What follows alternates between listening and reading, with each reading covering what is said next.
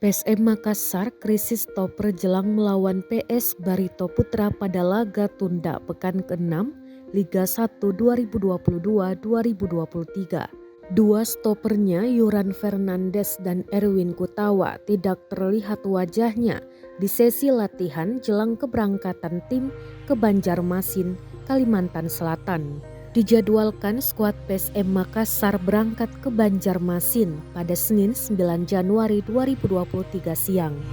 Lalu Selasa 10 Januari 2023 pukul 16 waktu Indonesia Tengah menantang Barito Putra di Stadion Dehman Lehman.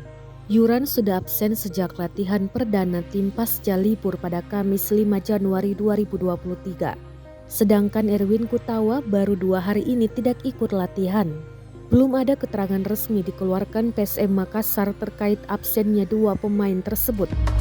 Padahal peran Yuran Fernandes di lini pertahanan klub kebanggaan masyarakat Sulawesi Selatan ini sangat vital. Pemain asal Cape Verde ini menjadi tembok kokoh pertahanan. Yuran memiliki ketenangan, pembacaan permainan yang bagus. Postur badan tingginya mampu menghalau bola udara. Selain itu, ia memiliki kemampuan build up yang baik. Serangan dibangun PSM Makassar kerap dari kakinya. Mencari sosok pengganti Yuran dalam tim PSM Makassar cukup sulit. Erwin yang berposisi stopper juga menghilang. Pemain kelahiran Bone ini memang memiliki gaya main berbeda dengan Yuran. Erwin lebih lugas dan tanpa kompromi bermain demi menghentikan lawan yang membahayakan gawang timnya.